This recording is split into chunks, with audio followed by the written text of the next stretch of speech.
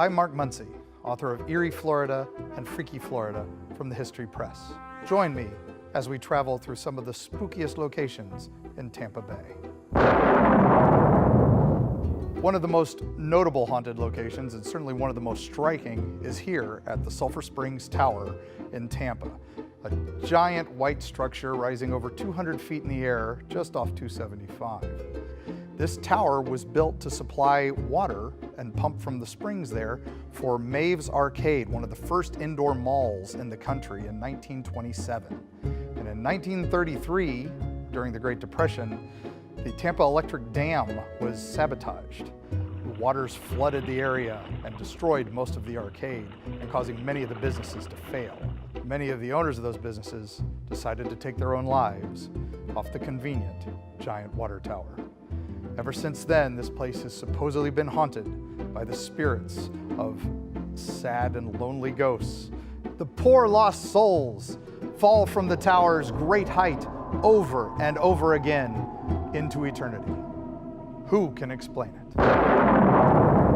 Our next stop on our tour of the terrors of Tampa Bay is the Nebraska Avenue Trestle Bridge. Now, this bridge is the home of a terrifying monster, according to legend. The monster lures students from the nearby school onto the bridge by being a body laying out on the bridge, going, "Help, help," calling for help. And as you walk closer, it rises up with the spidery legs lifting the body and behind it. And it's using the body as though an anglerfish to lure you out onto the trestle bridge. And the students realize they have no choice but to either face the monster or fall into the waters below. There are a large number of suicides and missing persons attributed to this bridge. Are they hiding the truth? Here we are now at the Sunshine Skyway Bridge, one of the most iconic landmarks in Tampa Bay. Also, one of the most haunted locations in Florida.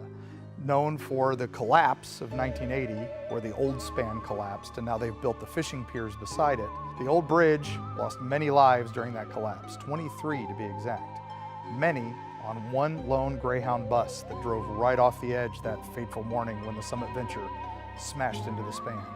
The fishermen on the old span over Tampa Bay, that is now a fishing pier, see the bus scream past them in the mornings, with the passengers all wailing in terror as they drive off the end of the old bridge into the dark waters of Tampa Bay over and over again. Here we are at the St. Petersburg Museum of History. This museum houses the oldest resident of Tampa Bay, an Egyptian mummy. A boat captain with a traveling circus on board couldn't pay his docking fees at the pier. So what did he do? He gave the city the mummy and its sarcophagus as payment. The mummy itself, no one knows who she is. She's been studied numerous times by the Smithsonian. You can count on one hand the number of Egyptian mummies permanently on exhibit in the United States, and we have one here in Tampa Bay at our sleepy little history museum. Such a curiosity. Here in Safety Harbor at Felipe Park, there's a famous Indian mound. The mound itself, quite impressive, also has a legend.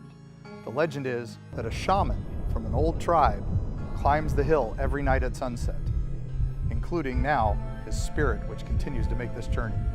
Every night, this shaman summons a giant earth spirit to protect Tampa Bay from the storm gods. The reason there's so much lightning in Tampa Bay, why we're called the lightning capital of the world, the shaman summons the earth elemental and it fights the storm gods every evening. Their battles are what we see reflected across the sky. Natural phenomena or a spirit fighting our storm gods? So this Halloween, remember there are myths, monsters, and legends everywhere you look, perhaps even in your own backyard. See you on the other side.